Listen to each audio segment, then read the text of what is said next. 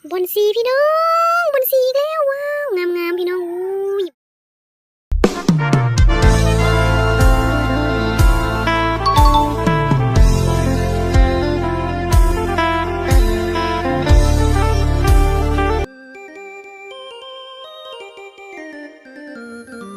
สบายดียามเช้าโดยสบายดียามเช้าท่านผู้ชมสบายดีมีบอนสีงามเพิ่นปลูกไว้สวนเพิ่นเนาะงามหลายแดดส่องมาเนาะยามมื้อเช้าเนาะหอมเปเนาะหรือว่าผักชีอันนี้เพิ่นผักชีอย่างอันนี้ผักชีฝรั่งว่ะกับตำบักหุ่งเนาะใส่ลาบใส่แนวอยู่แนวกินนะงามหลายพี่น้องงามหลายงามบอมากบอนสีไม้ด่างอยู่หันก็มีต้นไม้ด่างอีกเด้ดอกไม้ด่างนี่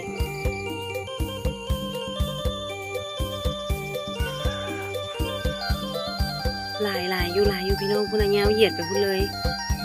นี่อุ้ยด่างไม้ด่างไม้มงคลเนาะไม้ประดับไม้ด่างไม้มงคลปลูกไว้เงินไว้ซานเนาะเสริมสิริมงคลเนาะมีความเชื่อแบบนี้เนาะเด้อเอ้ยเนาะเพิ่นปลูกไว้แคมหัวนี่แหละแคมหัวคือเก่าเนาะอยู่หน้าบ้านเพิ่นเนาะสวนผักเพิ่นก็มีปลูกไว้สวนเนาะไว้แยงไว้ความสวยงามพี่น้อง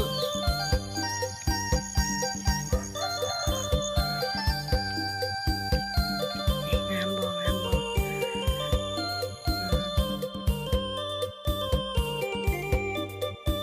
งามลายท่านผู้ชมเนมไปโดดดินขนาดเลยแบบด่างได้ใจอยู่เนาะมักบ่เนาะมักบ่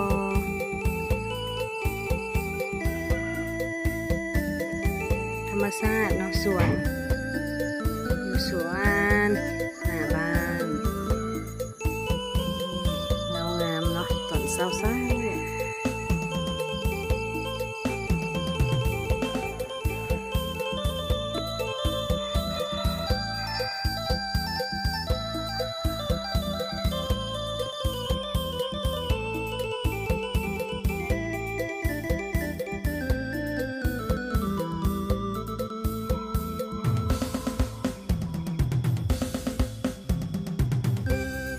ความเงางามของบอนสีพี่น้อง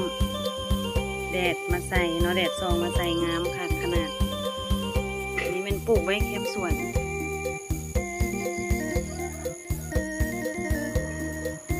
โดยสังเกตเบิ่งเนาะพี่น้องสังเกตเบิ่งเนาะว่ามันจะมีความงามเนาะต้นมันจะสูงเนาะสูง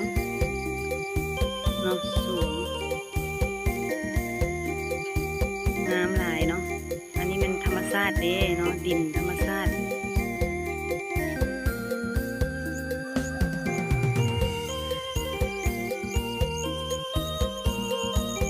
ใครใกล้หลายบ่ได้ยันจะเหยียบนานพัก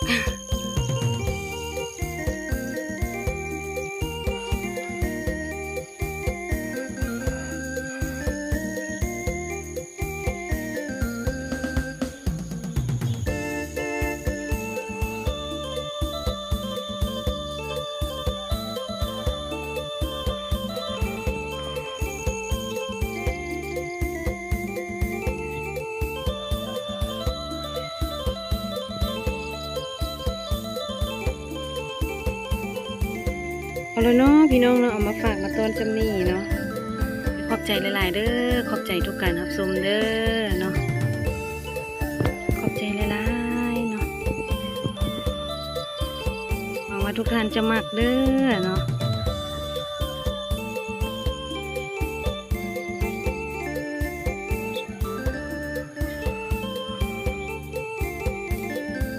อันนี้อยู่ด้านในสวนเนาะด้านในสวนมื้อนั้นไม่เท่าอยู่ด้านนอกเนาะ